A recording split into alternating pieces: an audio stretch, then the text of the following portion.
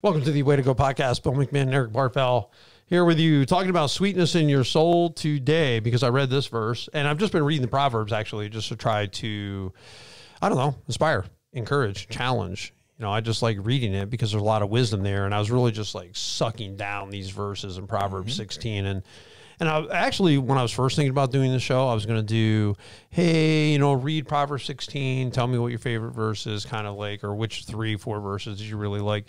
And then I decided, why not just stick to this one verse, because it really is cool. Now, this is the English Standard Version of the Bible, and I double-checked the original language in this to see how it came down, and this is a really good translation of the verse. The wise of heart is called discerning, and sweetness of speech increases persuasiveness. And we'll get to it. We're going to talk about the wise of heart too.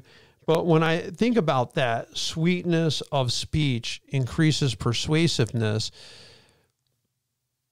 Yeah, that's probably good to know. Yeah, definitely. So I think sometimes that I could be, whether it's matter of fact or, you know, even on social media, let's forget even the real world, just saying, oh yeah, right. You know, no, this, that. Okay. People sometimes don't want to hear that. They just want to hear, have a great day. Hope it's going well. How are you?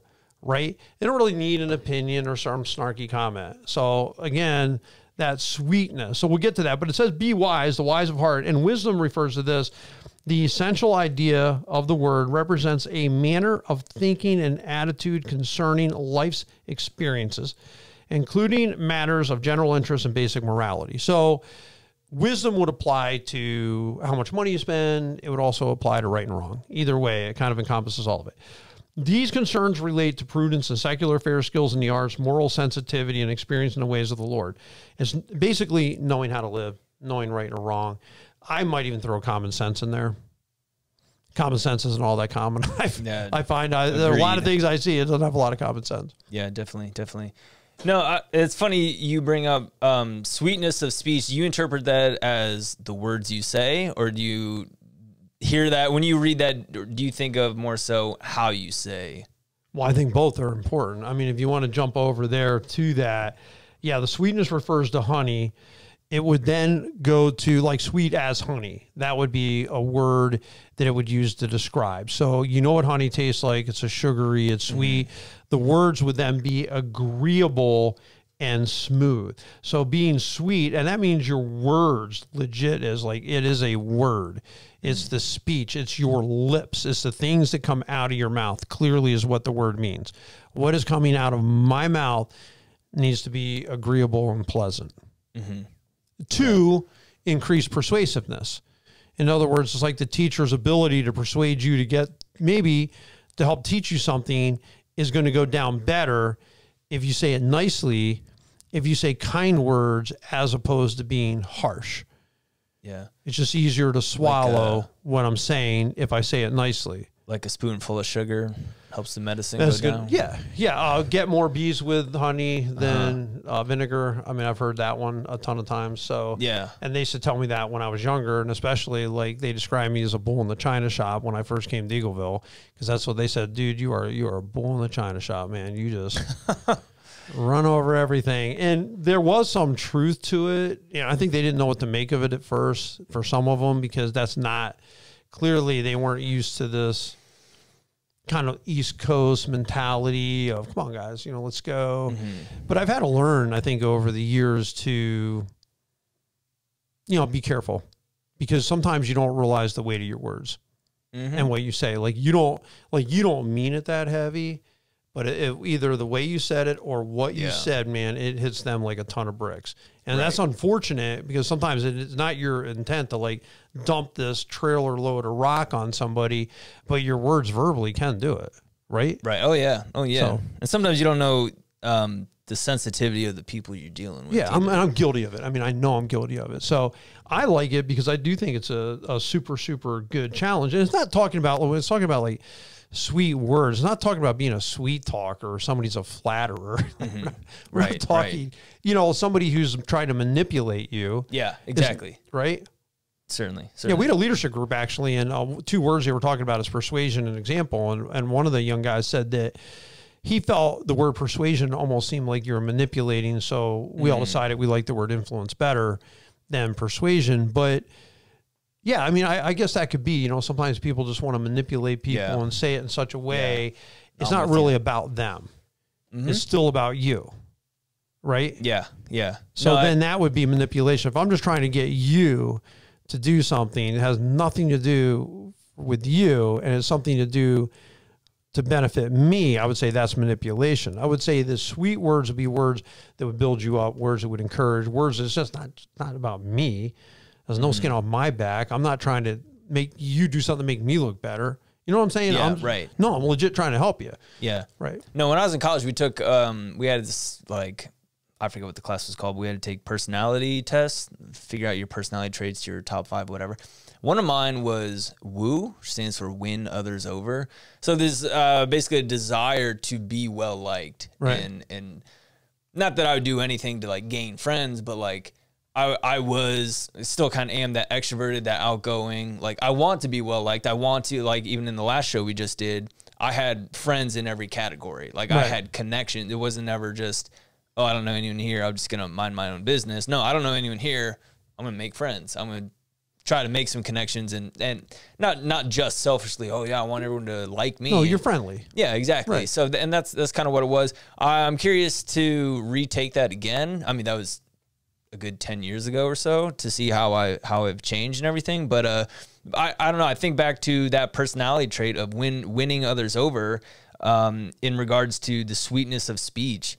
And increasing persuasiveness. You know, I think it's super important. I remember I took a personality test in seminary, and the hilarious thing was everyone in my class knew exactly where I was going to wind up. Yeah, and they all laughed about it because I mean, you go to seminary for 3 years with the same guys. Yeah, right. You're in class every year, like you know each other pretty well, people, and you love to bust on each other pretty well. It's like a nice tight pot of guys. Oh yeah, they were making so much fun of me, but it was great. You know, I loved it, and I knew. You know, I knew. They knew. Sure. You know, what we know what Bill is. So anyway, I would say that there are some people that I truly do admire. They have such a sweet way of saying things, you know, especially when I see it on social media more than talking in person, but just, I like to be very concise. A lot of times when I put words of encouragement on a page I moderate for, and we were laughing about it the other day because I told them all, I think so hard of what one word I'm going to use. Excellent, fantastic, wonderful, great. Yeah, right. And then I'm done. Like that's I'm going to give one word. I'm going to be as short as I possibly can be. I look to be concise. And then you find sometimes these people want to hear the backstory. They want to hear the backstory of where you were or what happened. And so I'm trying to be more open to that, of not just saying paddled on lake. Yeah, right. Because that's what I would tend to do. I would put Lakeshore Park. I would put Lake Erie. And that's good enough for me. Like I am a firm believer in let the picture speak for itself. If I have to explain to you what's going on in the photo, it's not a very good photo. You know what I'm saying? Other than telling you where it is. But then on the other hand, I watch other people relate, other Instagram friends of mine, and they're like so sweet. And I realize I have to operate within my personality, not someone else's personality, but I don't know. There's something to be said for sweetness too. There's something to be said for, man, I hope you guys have a great day. There's something to be said for going beyond just, here's a sunset. Yeah, right. Hey, I hope you guys are having a great day, and I hope things are going well, and I hope your weekend's wonderful, and I hope you... Do you know what I'm saying? It's just different. It's just a different approach. So anyway, some of these people tell me that they have all kinds of people to communicate with them that they don't know, sharing their issues of life. Why? Because that person comes across like sweeter, more influential, more persuasive. Yeah, I mean, those are the kind of people you want to be around, though. I mean, hopefully you all know somebody who you describe as a breath of fresh air. It's just encouraging to be around them. Right. You probably know a handful of people who being around them, it's like a gas leak. It's like just slowly killing all of us. Right. Like it's the negativity, it just like a one downer. They're always like, no matter how bad you got it, they have it worse. It's like, my word, this is terrible to be around. Right. Being around that, oh my gosh, it's constant. Do you hear it in my voice? Like, it's not fun. It's not uplifting. I'm going to give you another one going right along with what you're saying. There are people that are very negative because of political things that are going on in the world. And so here's their idea of it. They put a picture, their profile picture is, yeah, right. And they think that's the way to win the world. Like, in their world, this is the way I'm going to win the world. I'm going to be nasty. I'm going to tell you what I think, tell you how much I hate what's going on. And I'm going to watch you. I'm going to show you. I'm going to put this stern face on. Okay, well, that changed a lot of opinions right there. Because I look at that and think, okay, I get it. We're on different parts of the political spectrum. You know, I'm conservative. You're a liberal. But if you really wanted to persuade anyone over to your position, I would start with a smile. I would start with maybe you can be a little, come across a little bit nicer. But when I think of sweet words, I think of Ephesians 4:29. Let no corrupting talk come out of your mouths. Only what is good for building others up as it fits the occasion, that it may give grace to those who hear. That's one of the great verses in the Bible. It's one that I wanted my kids to know well. It's one that I always want to remind myself of. Just not corrupt words. And that's putrid words, rotten words, stinky words. Like you're saying, like all that negativity and people just dripping, you know, with how negative and how terrible life is. Is that building you up? Like if I come and tell you how terrible everything is that building you up? No. And I think of the verse in Ephesians, you know, as long as it's called today, encourage one another, pass along a word of encouragement, build one another up. It's like, that's life-giving. That it's encouragement, of course. Yeah, so, I like that. I like it builds that verse. You up. It is life-giving. It's like, that's the people I want to be around. Yeah. You know, there was this dude I knew all through high school. Fortunately, we went to the same college. Every time, and like my buddies in college would talk to me. They're like, dude, you went to high school with him? I was like, yeah, why? They're like, every time I talk to him, I feel like I can just cure cancer, man. I'm like, what a fantastic compliment that, like, it was so uplifting. He's always like, oh man, keep your head up. Like, I know these classes are rough and finals are coming up. Keep your head up, man. Get your work done. You can do it. Light at the end of the tunnel. It's like, this dude's right. Let's go. Like every time you talk to him, you're like, where's the brick wall? I'm about to run through it right now. It's like, it was awesome to talk to that guy. Yeah. Oh yeah, absolutely. And then, it's like, that guy just embodied this scripture in Hebrews. Like, he's always going to be encouraging. Nothing foul is going to come out of his mouth. Nothing negative is going to like exude from him. Well, you just pointed out some positive words. Like positive words would be encouraging words. Yeah. So if I want more sweetness coming out, and I'm thinking about that in my social media interactions, I'm thinking about that in my personal interactions, who am I encouraging? Who am I building up? I think kindness, words like great job, words of blessing, all of those to me would be the kind of words that we were talking about. Yeah, those would be sweet words. Those are the kind of words I should say. Yeah. Yeah, I think in addition to that, encouragement is not always a thumbs up, you can do it, keep your head. Sometimes it's a lot more like a general blanket statement would be, hey, great job. Something more encouraging to me personally, like, for example, if a sermon or something, like if they said specifically, hey, what you said, this phrase, I really like that. That really, like, that's encouraging to me more so than, hey, good job, I appreciate it. You know what I'm saying? Like, it's nice. It is encouraging. I appreciate it still, but it's like, you want to take it a step further? Give me like a specific. When you're thankful for someone, hey, thanks for all you do. Hey, yeah, you're welcome. But like, what are you referring to? Give them like a specific. I'm really grateful that you were present in my life during this time. And like, that meant a lot to me. Giving that specific example, in my opinion, is far more encouraging than just a blanket statement of a thumbs up. Right. Hey, good job. What about going along with all what we're talking about today? Sometimes you want to say what you want to say. Not you, Eric. I'm saying you in general. Me.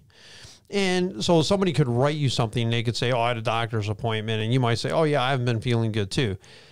But how did that relate to them? I mean, did you ask them if they're okay? Did you ask? That's one thing I try to be mindful of, that when somebody writes to me, that when I write back, like my next comment is going to take into account what they said. Oh, wow. Hey, hope you get better, or hope that goes well, or that sounds great, or really happy for you, or something. To me, those are sweet words. When you actually recognize and acknowledge that you heard or read somehow sucked in what the person actually told you. Right. Because people are going to feel valued when they feel heard. Right. And you hear them out. Right. And I think being gracious, not combative. In our world today, there's so many combative words that are out there and just slamming words. And you and I were talking about, even in light of the last show, before we did the show, like the day prior, talking about how easy it is for people to sit behind a computer screen or on a keyboard and slam someone and say things in that non-face-to-face way that they would never dare say it face-to-face. And if you wouldn't dare say it face-to-face, maybe you shouldn't say it. And I found I don't see a lot of value in arguing with people. I haven't in a long time, in many years. Even in college, I was losing interest in it, as argumentative as I can be. It's just like, what is the point of arguing Calvinism and Arminianism? What is the point of arguing these points of theology with people? You're going to believe what you want, as long as you can back it up in the Bible. Back it up in the Bible. We'll figure it out someday. I'm not here to argue about all that kind of stuff, or that you have to see every single thing on this planet my way. So sometimes when you see something disagreeable, and you will, I do see things that I think are, that's stupid, that's fake, that's not true, that's not. It's just, be nice. Right. You're never going to reach people. You're never going to reach these people if every time they say something, you jump them. Right. You know what I'm saying? Oh, I'm going to jump on that. I'm going to point out that inconsistency. I'm going to point out that's not really true. That's not what you said before. Why am I arguing with you all the time? You know what I'm saying? It's better just to be nice. And like I said, you're going to get a lot more win points. You're going to have a lot more influence and persuasiveness with that person if you truly care about them. And if you truly care about them, your words are going to be sweeter. Absolutely. Right? Yeah. So, definitely. So I think that just graciousness, you know, I think of Jesus Christ coming full of grace and truth. Yeah, he spoke the truth, but he spoke it with grace, and he really cared. So that to me is a huge one. So what would be a non-sweet word? What would you think? Like something that's like, okay, that is not what you want to say in that case. Are you asking for a specific word? Not a specific word, no. Because I don't know what word you're thinking of right now, so I can't say. I was confused. Honestly, anything that, like what you just said, like, that comes across as just insensitive, that comes across out of touch, like, hey, I have this problem, and I just want to, I understand people need to vent for a second to get something off their chest. And if you say something that does not address what they just brought up, and you move it to yourself, that just shows me you were not listening. Right. And that is very, in my opinion, discouraging. And common. Right. Isn't it? Exactly. No, I think it is. I think it's part of humanity, because I've been there plenty of times before. And I'm like, I'm telling people they don't listen as they don't listen. You know what I'm saying? And have no clue what I just said. I'm like, this is exactly what I'm saying. Like, I'm actually telling you, you don't listen, and you're not listening. Wow, I'm telling you, you don't listen. So yeah, I think that that can be an issue for sure. I think if you kind of blurt out like, oh, tough, get over it, stop being a wimp. Right. Yeah, I mean, there is time to say toughen up, cupcake. You better say it nicely. I mean, sure, there is a time to say, hey, come on, you know, we can handle this. It's not that bad. Yeah. We got this, you know. But there's also a time, I remember when I was younger and I was working at this church like 70 hours a week, and I told the one spiritual leader we had in the church, I'm like, man, and I have young kids. I'm like, man, I'll tell you what, 70 hours a week, like, I'm getting tired. This is what they told me. I don't even want to hear about it. I worked 100 hours a week when I was your age. And you're like, yeah, the comparison game really sucks. Okay. I didn't really care for that guy, to be honest with you. Like, I was not close to that person, because you couldn't possibly be close to them, because they were strictly about themselves. They had no care for what you were going through. They weren't concerned about your family. But they were very concerned about them, their appearance, what people. Yeah, it was a problem. And it's one of those things, like, I just really, when I read that verse, going back to it, the wise of heart is called discerning, and sweetness of speech increases persuasiveness, man. It just really was a great verse for me. I just love it. I'm like, yeah, right. Just be nice. That's all you have to do. You don't have to argue. You don't have to point stuff out. Just, Bill, you need to be a nice human. Yeah, tell people the truth for sure. But you just need to be a nice human being. Right. And let that be your reputation. And then when you have to take on a hard topic, they're going to know that's not hey, you know, yeah, once in a while the guy's going to say something, but most times, I mean, he's just super encouraging guy. Wounds from a friend can be trusted, but the enemy multiplies kisses. Right. So yeah, no, from a friend, from someone you know is your friend, you can trust what they say. Yeah, exactly. Right. Because they have this relationship built. Where like, I know I can trust them. They can trust me. We have an authentic relationship. When you're in my corner, you can say what you want, because I know you're only saying it to make me a better human being. And everyone has blind spots. None of us get it right all the time. Sometimes we come across in a bad way. We just didn't know it. We owe somebody a phone call, whatever. Hey, you know, you need to take care of this. Yeah, you're right. That I don't mind at all. I think that, like you said, that's a great thing. Wounds of a friend. Sometimes not every word is going to be touchy-feely. Right. You know, butterfly kisses. Exactly.